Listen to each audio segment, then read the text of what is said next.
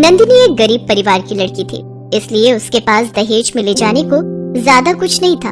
थोड़ा बहुत सामान और साथ में अपनी तुलसी माता लेकर नंदिनी अपने ससुराल पहुंची। वो अगले दिन सुबह जल्दी उठ गई और नियम से तुलसी माता की पूजा करने लगी। तभी उसकी ननद वहां आ गई। जय तुलसी माता मैया, जय तुलसी माता। माँ माँ, कहाँ हो? जल्दी बाहर आओ। क्या हुआ है? तू इतना शोर क्यों मचा रही है? शोर मैं नहीं, भाभी मचा रही है। आपको पता है मैं रात में देर से सोती हूँ और सुबह सुबह इनकी घंटी और आरती की आवाज ने मुझे उठा दिया। पता नहीं पापा भी किस गवार को उठा लाए हैं। आधे से पूरे घर की शांति भंग कर दी। निशा, मैं तो तुलसी माता की पूजा आरती कर रही थी। कान खोलकर सुन लो बहू, सुबह सुबह कोई पूजा पाठ नहीं होगा। ये तुम्हारा मायका नहीं ससुराल है, जहाँ तुम्हारी नहीं हमारी चलती है। जल्दी से ये खत्म करो। हमारे यहाँ कोई नौकर नौकरानी नहीं लगे हैं जो सुबह सुबह घर के काम कर देंगे।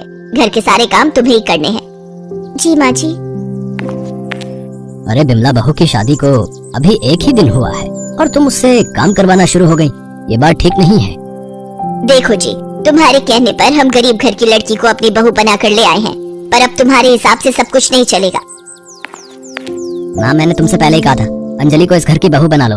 अच्छा खासा दहेज मिल रहा था। बताओ, दहेज के नाम पर एक तुलसी का पौधा उठाकर ले आई है। पूजा तो ऐसे कर रही थी जैसे तुलसी के पौधे पर नोट उगते हो। सारा दिन नंदिनी घर के कामों में लगी रहती, पर तीनों में से किसी के भी मन में उसके लिए कोई दया नहीं थी। नंदिनी का पति अशोक बहुत ही बिगड़े हुए स्वभाव का था। वो रात को शराब पीकर घर आता था और नंदिनी जब इस बात के लिए बोलती तो वो शराब पीकर उसे मारता पीटता था। एक दिन नंदिनी के ससुर घर पर नहीं थे। उस रात अशोक बहुत शराब पीकर आया। नंदिनी उसके लिए खाना लेकर गई। ये क्या खाना बना दिया? वही दाल, वही घास फूस। मैंने सुबह बोला था ना मेरे लिए चिकन बना कर रखना। फिर आज मेरे लिए चिकन क्यों नहीं बना? आज एकादशी का दिन है, इसीलिए मैंने आज घर में चिकन नहीं बनाया। घर में तुलसी माता का वास है तो आज के दिन। अशोक नंदिनी को जोरदार झापड़ लगाता है। नंदिनी के मुंह से खून बहने लगता है। तभी उसकी सास और ननद शोर सुनकर कमरे में आ जाती हैं। क्या हो गया? क्यों इतना शोर मचा रखा है? अब क्या कर दिया इस कलमुही ने?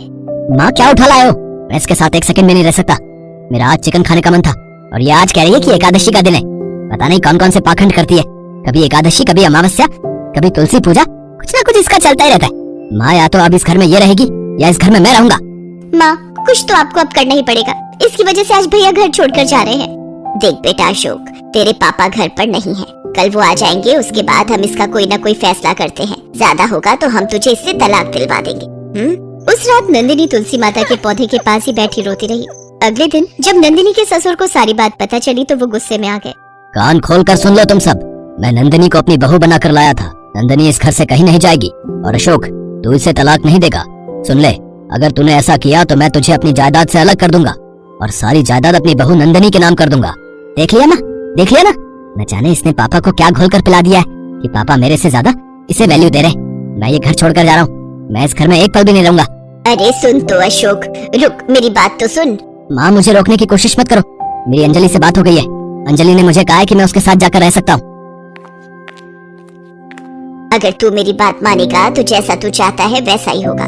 बस मुझे 1-2 दिन का समय दे। मैं इस नंदिनी को इस घर से निकाल कर ही दम लूंगी।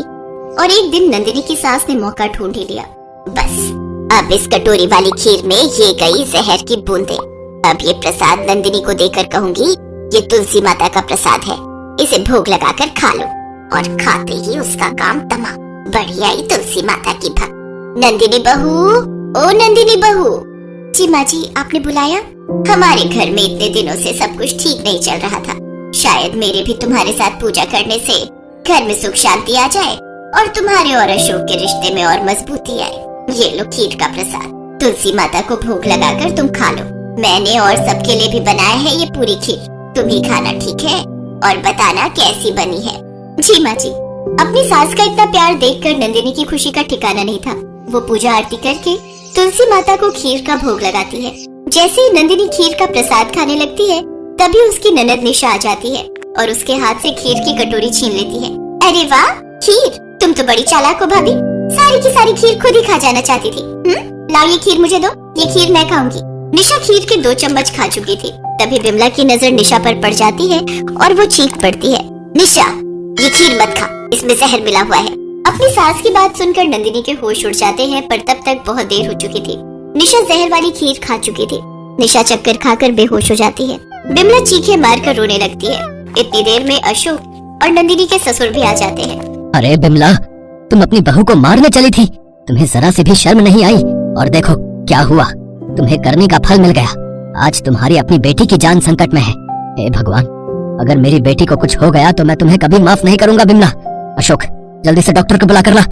अशोक डॉक्टर को बुलाकर लाता है, पर निशा में कुछ नहीं बचा था। आई एम सॉरी, अब मैं कुछ नहीं कर सकता। नहीं नहीं नहीं नहीं, ये नहीं हो सकता, ये नहीं हो सकता।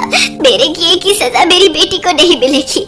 आज आपके पत्तों का रस मेरी ननद के लिए जीवनदायिनी औषधि बन जाए, इसी कामना से मैं ये तुलसी के पत्तों का रस अपनी ननद को पिला रही हूँ। माँ, जय तुलसी मैया।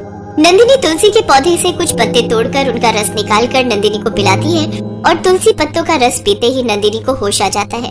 ये देखकर सब हैरान रह जाते हैं। माँ, पापा, मेरी बच्ची, मेरी निशा। निशा मेरी बच्ची, जय तुलसी मैया की। जय तुलसी मैया की। बहू, मुझे माफ कर दो। तुम तो तुलसी माता की भक्त होने के साथ साथ इस घर के लिए बहुत भाग्यशाली हो। सब मिलकर तुलसी माता को प्रणाम करते हैं। अशोक भी अब तक समझ चुका था कि नंदिनी ही उसके जीवन के लिए सही है, और फिर तुलसी माता के आशीर्वाद से नंदिनी के जीवन में सब कुछ ठीक हो जाता है और वो अपने परिवार के साथ खुशी से रहने लगती है। प्रिय दर्शकों, हमें पूरी उम्मीद है कि आपको आज की कहानी बहुत पसंद आई होगी। ऐसी कहानियाँ देखने के लिए हमारे चैनल को सब्सक्राइब करें और बेल आइकन का बटन जरूर दबाएं। और हाँ, वीडियो को ज्यादा से ज्यादा शेयर करें और लाइक करना ना भूलें। धन्यवाद।